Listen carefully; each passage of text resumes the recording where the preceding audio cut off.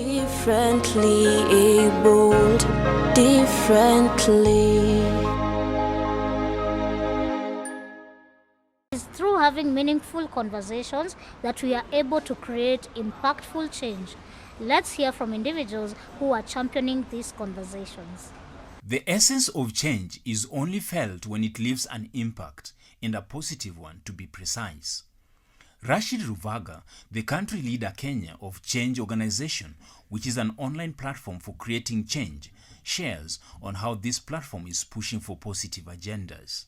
We harness the power of technology and advocacy in terms of bringing about change, and change targeting decision makers, be it in government, be it in private office, corporates, in society, in communities, in your neighborhood, in villages, and so forth. Our change is varied and wide, right? The mission of our organization is a world where everybody has power, right? We seek to empower people, right? And change becomes an everyday part of life, right? That no one is powerless. And that's our vision. So with that mantra, it gives you at least an inkling as to who we are, right? And speaking to our mission, right? To create the change that you want to see. While here, change is achieved through petitions. There are a number of employability skills used in empowering people to achieve it. We don't curate petitions. It's normal Kenyans, your everyday Kenyans who identify an issue in society, raise it up on the platform, and raise up petitions, right? They are the ones who seek the change. We're just a technology platform, so we do not curate any petition. However, what we do is we ensure that petitions do not go or violate our policy in terms of defamation, slander, libel, hate, and so forth, and to ensure that insofar as they're factual on that end.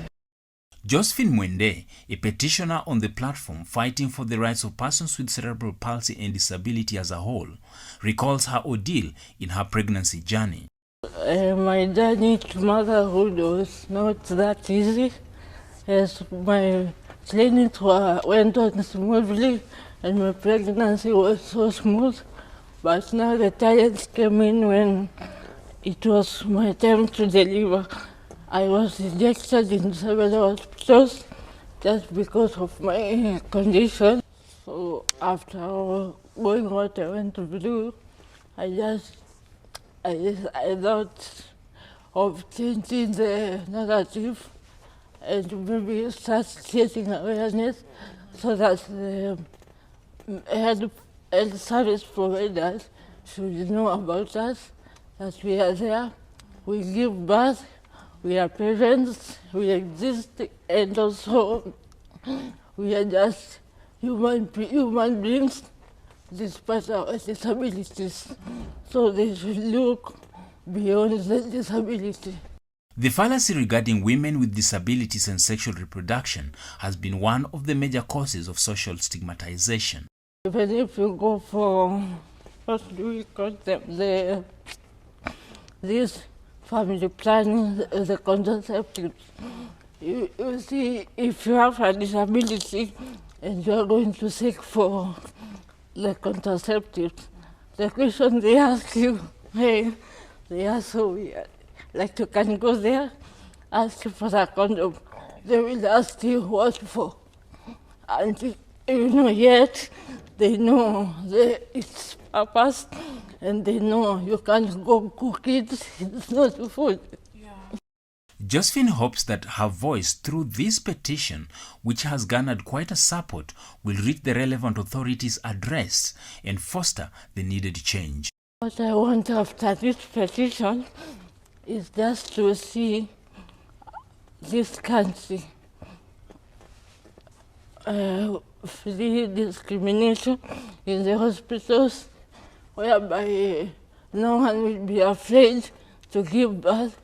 No one who have cerebral palsy will say, hey, me, I will not be a mother because of discrimination. I want to see at least we can start with Nairobi. I want to see our governor setting aside a desk called across the consultant room, whereby people with disabilities can be visiting for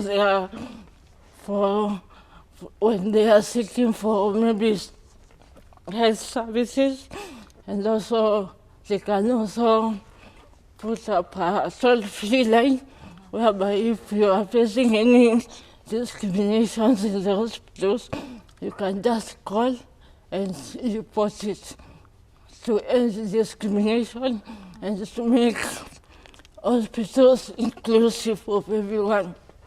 For John Mwangi, founder of Psychosocial Development and Response Organization, his story is that of a survivor of brutal treatment at mental facility. I grew up with social challenges of undiagnosed depression and anxiety.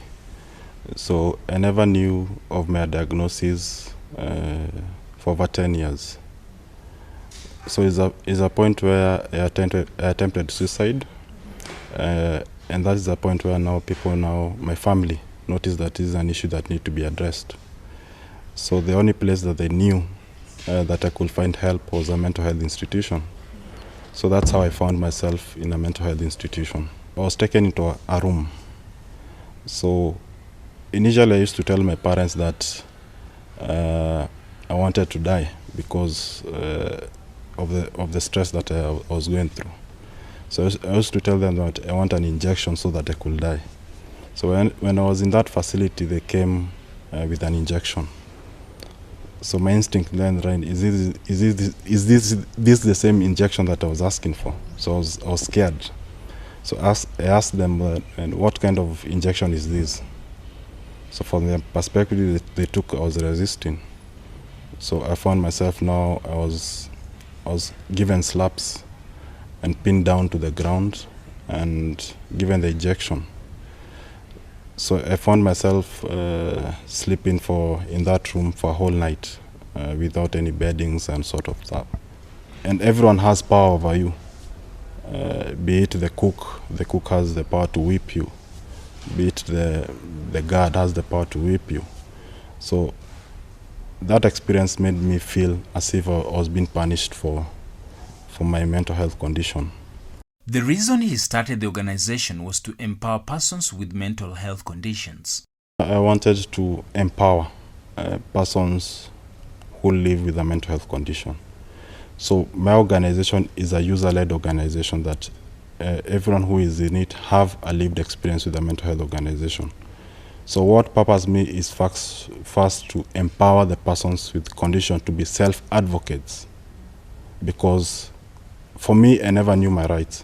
So I believe when they're able to know their rights, then they're able to fight for, when they're experiencing these human rights abuse, can be able to speak for themselves. When John learned of the Change Organization platform, he purposed to start a petition that will help create awareness about mental health. Apart from advocacy, then the change.org provided me opportunity to learn on how actually to influence policy. So that is what actually drove me to actually want to join the change.org. And when I got into I applied it and got to selected. Then I gave to learn that influencing policy is not as hard as I thought. My petition seeks to ask the decision makers to actually implement that recommendation and trained the mental health practitioners on the human rights of persons with mental health conditions. The main purpose of this, as part there's a lot of challenges, my main aim is actually change the mindset of how they perceive and view persons with mental health condition. Mental health is highly stigmatized. So the petition, it's actually on the platform for the last 1 month, but yet it's yet to get the number of support that I need. Currently, it's at 146. So I seek to have it more to around 5,000, so that we can see that the decision makers can see this is an issue that need to be addressed. But apart from that, change.org is actually helping me actually to draft a letter addressed to the CS, so that now, apart from now supporting the petition from the online support, we're also looking at other avenues to actually reach the decision makers. Thanks to Change organization, which is working with decision makers to create change at all levels. We hope that lives will be impacted both locally and globally. We began a year ago. We've had a lot of milestones and successes. And one of the gaps, and we noticed as an organization, was actually reaching out to the differently abled. And Josephine is a really wonderful testament of that. She's a alumnus of a Change Leader, so she's a Change Leader and alumnus of Nguvu Collective, which we're in partnership with, which actually capacity builds citizens in becoming better advocates, advocacy managers for human rights, and etc. So she's one of the case studies where we've actually capacity built those who are differently abled, and we're happy to say that those boxes are slowly being ticked as we learn and as we iterate towards that. As a leader, I believe in changing other people's lives. So I don't do things alone. I always tell people. I work with other organizations whereby our mission is one, to advocate for inclusion and create awareness in matters of disability. So I believe what I'm doing today will be of great impact in the future. We persons with mental health conditions are human beings. We deserve to be treated with dignity.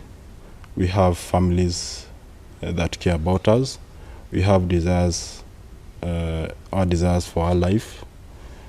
We have people that we love. We have things that we like to do.